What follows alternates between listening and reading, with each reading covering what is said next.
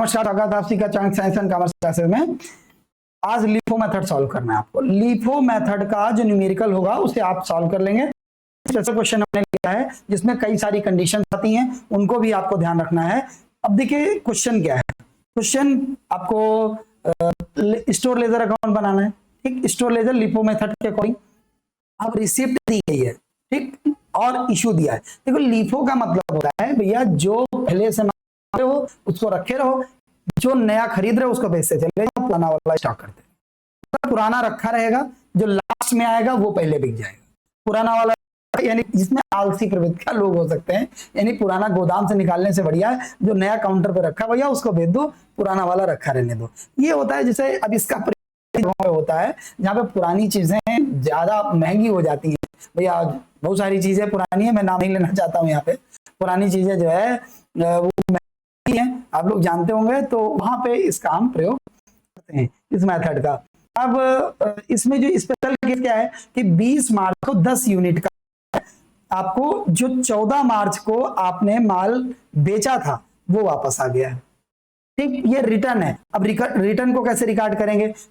इसके बाद 30 मार्च को डिफरेंस आ गया है, एक तरीके शॉर्टेज है, ये शॉर्टेज को कैसे रिकॉर्ड करेंगे? यानी यहाँ पे 2 पॉइंट आपको समझने, एक तो रिटर्न और एक शॉर्टेज, ठीक है। ये शॉर्टेज, ये 2 पॉइंट की रिकॉर्डिंग कैसे करनी है चलिए देखते हैं। तो इसके स्टोर लेजर का फॉर्मेट मैंने पहले से बना के रखा हुआ है। स्टोर लेजर का फॉर्मेट आप बना लीजिए अपनी कॉपी में। अब इसके देखिए ये कौन सा कॉलम है भैया? ये आपका हो गया रिसीप्ट, ये डेट का कॉलम है। सबसे पहले यहां शुरू करिए, डेट, ये है रिसिप्ट, यानी रिसिप्ट होगा तो इसमें लिखेंगे। ये आपका कॉलम है इशू का, और इशू के बाद बैलेंस। ये 3 कॉलम होते हैं बैलेंस। और अब आपका क्वांटिटी, रेट, अमाउंट, हर कॉलम में 3-3 उसका कैटेगरी होती है। Quantity, rate, amount, quantity, rate, amount कैसे करेंगे? अब आप देखिए डेट आपको डाल लेना है। जैसे ईयर जो है, ईयर जैसे अभी हमने क्वेश्चन देखा 2007 दिया हुआ है। इस क्वेश्चन को बहुत अच्छे से आप देख लीजिए, 2007 दिया हुआ है। 2007 की स्टार्टिंग मार्च से हो रही है, मार्च 1। अब 1 मार्च को क्या है कि ओपनिंग दिया हुआ है, इसको देख लेते हैं यहाँ पे। 1 मार्च को ओपनिंग नहीं है, रिसिप्ट में आया हुआ है 200 यूनिट का। 200 यूनिट 2 रुपए का, रेट क्या है 2 रुपए, 200 यूनिट। तो चलिए भैया स्टार्ट करेंगे इसको।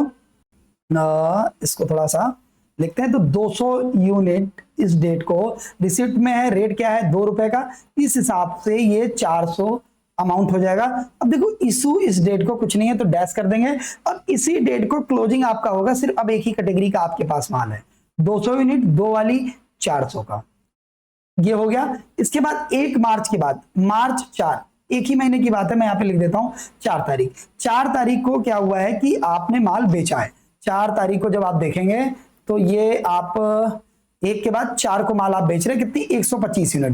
देखिए जब एक ही कैटेगरी का माल आपके पास है तो वहां पे लीफो फीफो से मतलब नहीं होता है आपको। भाई जब कस्टमर आया है तो आप उसी कैटेगरी का जो भी होगा माल आप बेचेंगे। अब इशू में जाएगा तो 125 यूनिट, इसको समझिए। 100 क्वांटिटी कितनी 125। अब आपका रेट क्या है 2 रुपए का, 250 हो जाएगा। अब इस डेट बचा कितना, 200 में से 125 बिक गई, 75 यूनिट बचता है। रेट क्या है 200 का, ये कितना होगा 150 का, हो गया। 4 तारीख के बाद, 4 के बाद आपने 12 तारीख को क्या फिर से रिसीव किया है। फिर आप ध्यान से देख लीजिए, ये रिसीव में सीक्वेंस में चलना है आपको। 12 तारीख में देखिए 130 यूनिट 3 वाली आपने क्या की है, खरीदी है। 12 के बाद 14 को आपने बेचा है, ये भी ध्यान लिखिएगा 175 यूनिट का। इसको यहीं से लेके चलते हैं। तो 12 तारीख को 130 यूनिट 3 के रेट से 390 हो जाएगा। ये मल्टीप्लाई कर देंगे 130 को 3 से, और इस तरीके से ये आ जाएगा। अब इसमें डेट को इशू कुछ नहीं है तो डैश डैश कर देंगे।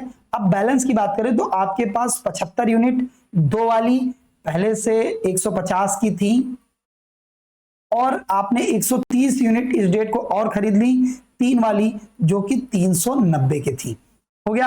अब 14 तारीख को आप माल बेच रहे हैं। बेच कितना रहे हैं, एक अब आप 175 यूनिट बेच रहे हैं। ये समझिए आप कौन सी 175 यूनिट आप बेच रहे हैं। ठीक, तो ये इशू में जाएगा। अब आप देखिए यहाँ पे स्टोर लेजर आप बना रहे हो, store ledger account, store laser में कौन सा मेथड आप बना रहे हो, फीफो मेथड बना रहे हो आप, फीफो नहीं बना रहे हो, लीफो बना रहे हो। ये आपको समझना है, यहीं पे मेथड की जरूरत पड़ती है। कौन सा मेथड बना रहे हो, लीफो मेथड। ठीक है, आप लीफो, लीफो मतलब लास्ट इन फर्स्ट आउट, यानी नीचे से बेचना शुरू करना है। नहीं, पहले कौन सी बिकेंगी, जो लास्ट में आई 130 यूनिट, 3 वाली 390 की। अब आप कस्टमर को वापस तो नहीं करोगे ना, अब आप 45 यूनिट 2 वाली 90 की आप बेच दोगे। अब आपके पास कुल मिला के 30 यूनिट बचती है 2 वाली 60 रुपए की। यही समझना होता है, बस मेथड यहीं पे लगेगा। 2 कैटेगरी का माल है, ये आपका 14 तारीख को। 14 के बाद हुआ क्या, 14 फिर 16 तारीख को आप माल खरीद रहे हो। 16 को ये चेक कर लीजिए बार, आप फिर से एक बार देख लिए। 16 को देखिए रिसिप्ट में आ गया। 16 के बाद 18 को फिर से आपने बेचा है। 16 को आपने 560 यूनिट 2.5 रुपए के रेट से आपने खरीदा है। तो 16 तारीख को कितनी 560 यूनिट, रेट क्या है 2.5 का, 2.5 रेट है। और आपने कितने का बेचा है, मतलब खरीदा है 1400, अमाउंट निकालिए 1400। अब इशू इस डेट को नहीं है, समझ लीजिए इशू कुछ नहीं है। तो जब इशू ने, अब आपके पास बैलेंस कितना है, 30 यूनिट 2 वाली 60 की, और 560 यूनिट 2.5 वाली 1400 की। ये आपके पास 2 कैटेगरी का माल 16 तारीख को हो रहा है। 16 के बाद आप 18 तारीख को देखिए, 18 को 90 यूनिट आप बेच रहे हो, 90 यूनिट बेच रहे हो आप 18 तारीख को, इसको समझ लो आप। 18 तारीख को यहां से समझ लो, पार्टीशन है ये, तो 90 यूनिट आप बेच रहे हो, ये इशू के कालम में जाएगा। तो 90 कौन से में से बिकेगा, ये जो आपने बाद में खरीदी थी 2.5 वाले रेट से, इस रेट वाले में से इसमें बिकेंगी। यानी कि आप लीफो लगा रहे हो, लास्ट इन फर्स्ट आउट। तो ये जो बाद में आया वो पहले बिकेगा, तो यानी इसमें से बेचेंगे 2.5 के रेट से, तो 90 9 18, इसके बाद 225 कितना होगा, अमाउंट कितना आ जाएगा ये आपका जी 225 का। अब आपके पास माल बचता कौन सा है, तो माल आपके पास बच रहा है 30 यूनिट 2 के रेट से। हर डेट का क्लोजिंग आपको निकालना है, 60 हो गया, इसमें से 90 पे 560 में से जब 90 घटा देंगे तो 470 जो कि रेट है 2.5 का, जब मल्टीप्लाई करोगे तो ये हो जाएगा 225 माइनस 1400 में से, तो यानी 1175, ये आपका रह जाएगा। अब 18 के बाद अब यहाँ पे ध्यान रखना है आपको, एक्स्ट्रा क्या है, 20 मार्च को 10 यूनिट वापस आ गई, तो ध्यान रखना है कि जो रिटर्न हुआ है माल उसको एज अ परचेज रिकॉर्ड करना है कि हमने खरीदा है। समझ लीजिए, यानी जो माल वापस आ रहा है 14 तारीख को, ये जो है 14 तारीख का बिका हुआ माल 20 को वापस आ रहा है, यानी 20 को आप ये रिकॉर्ड करोगे कि भैया मैंने खरीदा। कितनी यूनिट आ रही है, 10 यूनिट। ये भी ध्यान रखना है कि कितनी यूनिट वापस आ रही है, 10 यूनिट वापस आ रही है। अब रेट क्या था 14 तारीख को जो तुमने माल बेचा था, अब यहाँ 2 रेट है, 130 3 वाला, 45 यूनिट 2 रुपए वाला। कौन सा माल वापस करें, तो जो ऊपर होगा उस रेट की वापसी करेंगे 3, यानी यहाँ पे हो जाएगा 30। अब इस तरीके से अब इशू में कुछ नहीं जाएगा। अब आपके पास माल हो गए 30 यूनिट 2 रुपए के रेट से 60 हो गया, 770 यूनिट 2.5 के रेट से 1175 हो गया, और 10 यूनिट 3 के रेट से 30 हो गया। अब इसके बाद क्या हुआ है, 20 के बाद 30 तारीख को शॉर्टेज हुआ। 30 तारीख को शॉर्टेज कितना हो रहा है, 30 तारीख को शॉर्टेज हो रहा है 12 यूनिट का। शॉर्टेज इसी तरीके से इशू की तरीके से। अब आप समझ लिए इशू कौन सा करेंगे, तो ये जो 10 शॉर्टेज आपने रिटर्न दिखाई थी 10 तारीख, यही आप करोगे। तो ये मैं दिखा दूं आपको, क्योंकि आपके पास 10 यूनिट है ये, तो 10 यूनिट ये शॉर्टेज दिखाओगे, 30 वाली, और 2 यूनिट 2.5 वाली, तो ये 5 रुपए की हो जाएगी।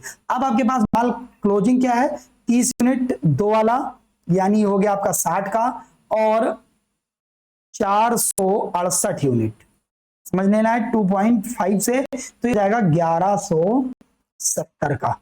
इस तरीके से टोटल क्लोजिंग हमारी आएगी 1230 की।